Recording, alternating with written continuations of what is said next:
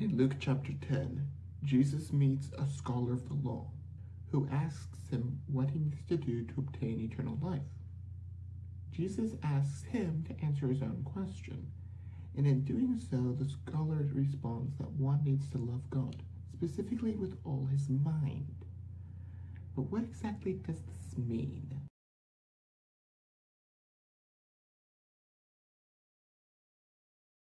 Well, I actually did a Bible study on that, and you can just follow the link in the description if you want the answer already. Well, does it mean you need to know everything about the good book? I can safely say that's not it, because you're not going to meet a single person who does. I've spent my life studying the Bible, and even I don't know the totality of what's inside, as well as everything about our history and traditions.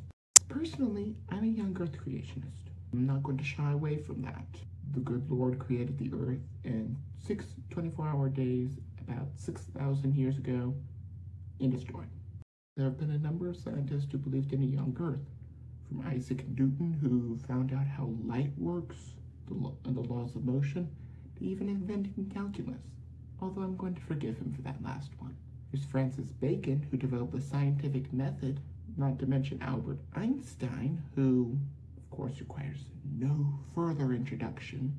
And then of course we also have Lord Kelvin, who helped to calculate absolute zero and adds a plethora of inventions to his name. And those are just 4 off the top of my head. There's countless others. So clearly, being a scientist is perfectly acceptable. My point is that you can still be a scientist and be a devout Christian at the same time.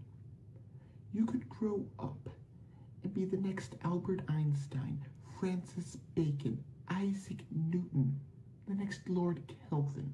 Still believe the good book.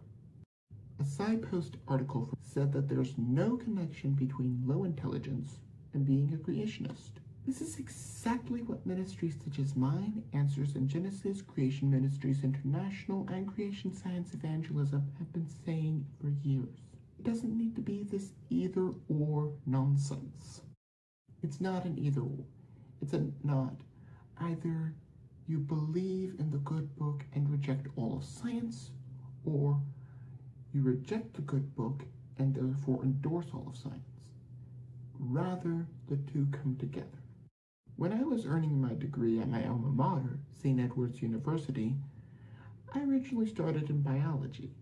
I was helping my professor with her thesis on fish cannibalism and whether or not fish recognize their kin and would discriminate between that and others in said cannibalism.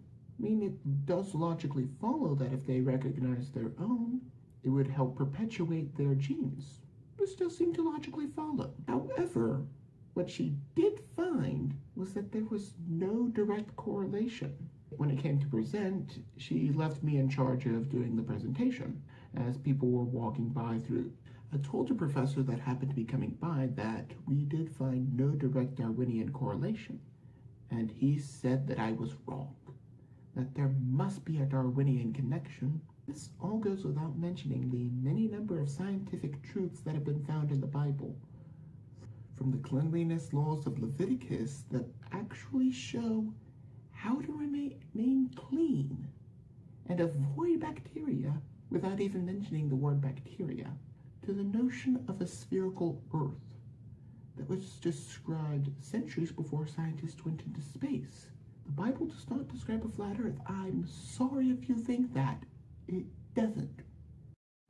I originally wanted to be a doctor, saving lives, but then I realized that that really wasn't where my heart was. It's actually a long story, and I might give you my personal testimony at a later date.